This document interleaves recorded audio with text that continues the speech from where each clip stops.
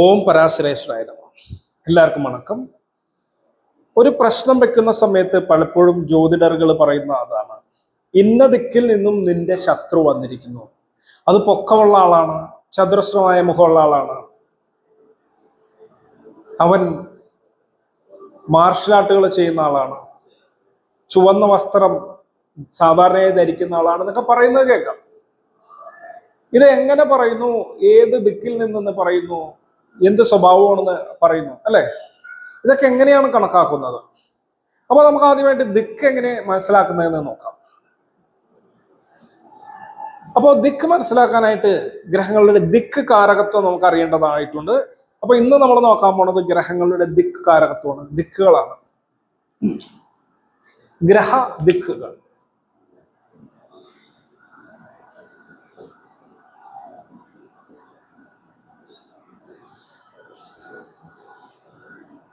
നവഗ്രഹങ്ങൾക്കും ദിക്കുകളുണ്ട്. ഈ ദിക്കുകൾ ഒരു ജ്യോതിഷനെ പ്രമാണം പറയാതെ തന്നെ കാണാപ്പാടമായിരിക്കണം. ഇത് ജാതകത്തിൽ ഉപയോഗിക്കുന്നുണ്ട്. എങ്ങനെ ജാതകത്തിൽ ഉപയോഗിക്കുന്നു, എങ്ങനെ പ്രശ്നത്തിൽ ഉപയോഗിക്കുന്നു എന്ന് ഞാൻ ദിക്കുകൾ പറഞ്ഞിട്ട് പറയാം. സൂര്യൻ കിഴക്ക് ദിക്ക്, ചന്ദ്രൻ വടക്ക് പടിഞ്ഞാറ് ദിക്ക്, ചൊവ്വ അതായത് കുജൻ തെക്ക് ദിക്ക്, ബുധൻ വടക്ക് ദിക്ക്, ഗുരു വടക്കിഴക്ക് ദിക്ക്, വടക്ക് കിഴക്ക് ദിക്ക്, ശുക്രൻ തെക്ക് കിഴക്ക്, ശനി പടിഞ്ഞാറ്, രാഹു കേതു ഒരേ ദിക്കാണ്, തെക്ക് പടിഞ്ഞാറ്. ഇത് പെട്ടെന്ന് ഓർത്തിരിക്കാനായിട്ട് ഞാനൊരു രാശിചക്രം വരച്ച് കാണിച്ചു തരാം. മുന്നത്തെ നമ്മൾ പല വീഡിയോകളിലും രാശികളുടെ ദിക്ക് ഞാൻ പറഞ്ഞു പോയിട്ടുണ്ട്. പഴയ വീഡിയോകൾ എടുത്ത് നോക്കിക്കഴിഞ്ഞാൽ കാണാൻ പറ്റും. ഈ ഭാഗം കിഴക്കെന്നും, ഈ ഭാഗം പടിഞ്ഞാറെന്നും, ഈ ഭാഗം തെക്കെന്നും, ഈ ഭാഗം വടക്കെന്നും മനസ്സിലാക്കണം. അപ്പൊ ഈ രണ്ട് രാശികളും കിഴക്കായിട്ടും, ഈ രണ്ട് രാശി തെക്കായിട്ടും, ഈ രണ്ട് രാശി പടിഞ്ഞാറായിട്ടും, ഈ രണ്ട് രാശി വടക്കായിട്ടും എടുത്താൽ ഈ കോർണർ വടക്ക് കിഴക്ക്, ഈ കോർണർ വടമേർക്ക്, ഈ കോർണർ തെന്മേർക്ക്, ഈ കോർണർ തെൻകിഴക്ക്. ഇത് അതായത് മേർക്ക് എന്ന് പറഞ്ഞാൽ പടിഞ്ഞാറ് കേട്ടോ. ഇങ്ങനെ എടുക്കാം. ഇതല്ലാതെ ഒരു കാൽക്കുലേഷൻ ഉണ്ട്. അതെങ്ങനെയെന്ന് പറഞ്ഞാല്, ഇതിപ്പോ 60 ഡിഗ്രി വെച്ചിട്ടാണ് എടുത്തേക്കണം.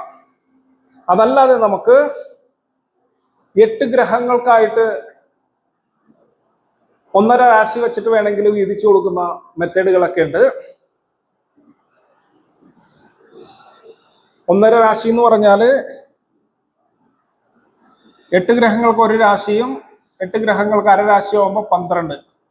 അത്രയും കോംപ്ലിക്കേറ്റഡ് ആയിട്ട് നിങ്ങൾ പോകണ്ട. തൽക്കാലം ഇങ്ങനെ മനസ്സിലാക്കി വെക്കുക. അപ്പോൾ ഈ ഭാഗത്ത് സൂര്യനും, കിഴക്ക് പടിഞ്ഞാറ് ഭാഗത്ത് ശനിയും, തെക്ക് ഭാഗത്ത് ചൊവ്വയും, വടക്ക് ഭാഗത്ത് ബുധനും, വടകിഴക്ക് ഭാഗത്ത് ഗുരുവും, വടമേற்கு ഭാഗത്ത് ചന്ദ്രനും, തെൻകിഴക്ക് ഭാഗത്ത് ശുക്രനും, തെന്മേற்கு ഭാഗത്ത് രാഹു കേതുക്കളുമാണ് നിലയുറപ്പിച്ചിരിക്കുന്നത്.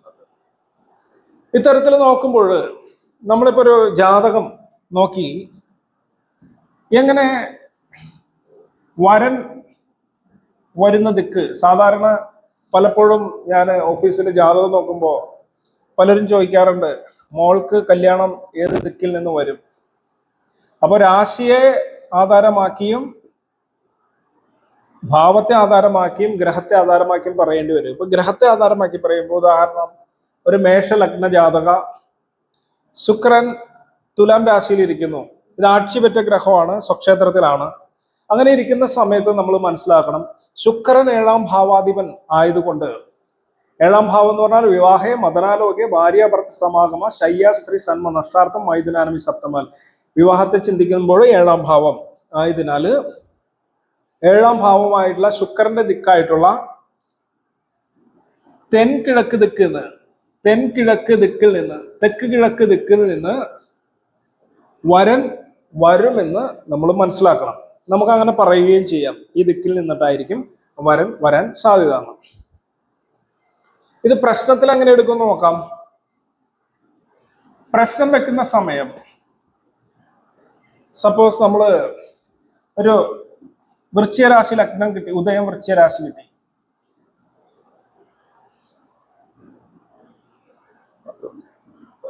നമുക്ക് ആരൂഢം പ്രശ്നം വെക്കുമ്പോൾ ആരൂഢമുണ്ട്, ഉദയമുണ്ട്, ഛത്രരാശിയുണ്ട്. ഇത് മൂന്നും നമ്മൾ നോക്കേണ്ടതാണെന്ന് അറിയാലോ. അപ്പൊ ഉദയം, ആരൂഢം, ഛത്രരാശി. ഉദയം വന്നിട്ട്, അതായത് ലഗ്നരാശി മിഥുനമായിട്ട് വന്നു, ആരൂഢം 6 വന്നേക്കണമെന്ന് വിചാരിക്കാം. അപ്പൊ ആരൂഢം 6ാം ഭാവമായിട്ട് കണക്റ്റഡ് ആയി. ഈ ആരൂഢത്തിന്റെ 6ാം ഭാവാധിപനായിട്ടുള്ള ചൊവ്വ പോയി ഇവിടെ ബാധരാശിയിൽ, കർക്കിടക രാശിയിൽ ഇരിക്കണം എന്ന് വിചാരിക്കാം. ഈ സമയം നമ്മൾ ശത്രു ദോഷം ഉണ്ടെന്നും ചൊവ്വയുടെ കാരകത്വമുള്ള ശത്രു വരുമെന്നും അവൻ ഉപദ്രവം ചെയ്യാൻ വരുമെന്നും, അങ്ങനെയാണെങ്കിൽ ഇവൻ വരുന്ന ദിക്ക് ചൊവ്വയുടെ ദിക്കായ തെക്ക് ദിക്കിൽ നിന്നും ആണെന്നും വേണമെങ്കിൽ പറയാം.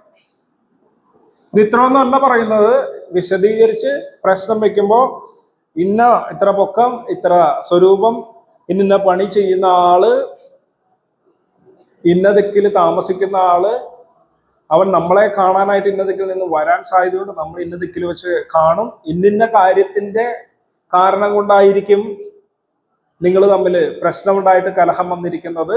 അത് പ്രത്യക്ഷത്തിലുള്ള പ്രശ്നമാണെങ്കിൽ ഇങ്ങനെ, അതല്ല പരോക്ഷമായിട്ടുള്ള ശത്രുതയാണ് അങ്ങനെ എന്നൊക്കെ നമുക്ക് പറയാൻ പറ്റും. അത് മൊത്തത്തില് ആ ആരൂഢം, ഉദയം, ഛത്രരാശി വെച്ചിട്ട് പറയണം. ഛത്രരാശി എവിടെ ഇരിക്കുന്നു അത് വെച്ചിട്ട് ഈ ശത്രുവിന്റെ നില എന്താണ്, ഇനി ഭാവിയിൽ എത്ര നാൾ കൊണ്ട് എങ്ങനെയൊക്കെ കാര്യങ്ങൾ വരുന്ന പറയേണ്ടി വരും. അപ്പൊ ഇത്തരത്തിലാണ് നമ്മൾ ദിക്കിനെ കണക്കാക്കുന്നത്.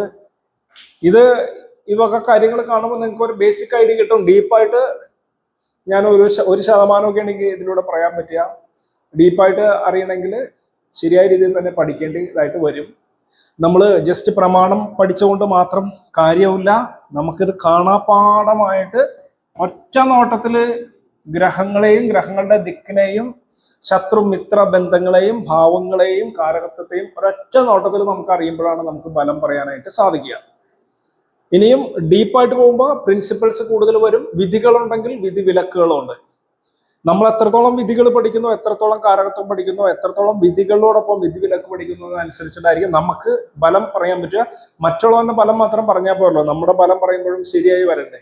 നമുക്ക് നമ്മുടെ കാര്യങ്ങൾ അറ്റ്ലീസ്റ്റ് ഏത് കാര്യം ഏത് സമയത്ത് കൃത്യമായിട്ട് ചെയ്യാൻ പറ്റും, എങ്ങനെ ചെയ്യാൻ പറ്റും, ഏത് ടൈമിൽ ചെയ്ത് കഴിഞ്ഞാൽ നമുക്ക് സക്സസ് ഉണ്ടാവും എന്നൊക്കെയുള്ള കാര്യങ്ങൾ ഇത് വെച്ചിട്ട് നമുക്ക് അറിയാനായിട്ട് സാധിക്കും. അപ്പൊ എല്ലാവരും ഇതിൽ താല്പര്യമുള്ള ആളുകൾക്കെങ്കിലും ഇത് പ്രയോജനപ്പെടുവാനായിട്ട് ഇങ്ങനെയുള്ള കാര്യങ്ങൾ മനസ്സിലാക്കി വെച്ചാൽ സാധിക്കും. പലരും പറയാൻ മടിക്കുന്ന പല കാര്യങ്ങളാണ് നമ്മളുടെ ഈ ചാനലിൽ പറഞ്ഞുകൊണ്ടിരിക്കുന്നത്. മൊത്തം വളരെ ഇമ്പോർട്ടൻ്റ് ആയിട്ടുള്ള കാര്യങ്ങൾ ആണ് ഇപ്പൊ പറഞ്ഞുകൊണ്ടിരിക്കുന്നത്. ആദ്യം ബേസിക് ആയിട്ടുള്ള പല കാര്യങ്ങളും പറഞ്ഞു പോയെങ്കിലും നമ്മളിപ്പോ ഇമ്പോർട്ടൻ്റ് ആയ കാര്യങ്ങളാണ് പറഞ്ഞുകൊണ്ടിരിക്കുന്നത്. അപ്പൊ ജ്യോതിഷപരമായിട്ടുള്ള അറിവുകൾക്ക് ആവശ്യമുണ്ടെങ്കിൽ ഈ ചാനൽ ഫോളോ ചെയ്താൽ മതിയാകും. മികത്തിലുള്ള എല്ലാവർക്കും ഒരിക്കൽ കൂടി വണക്കം. ഓം അഗത്തീശ്വരായ നമഃ.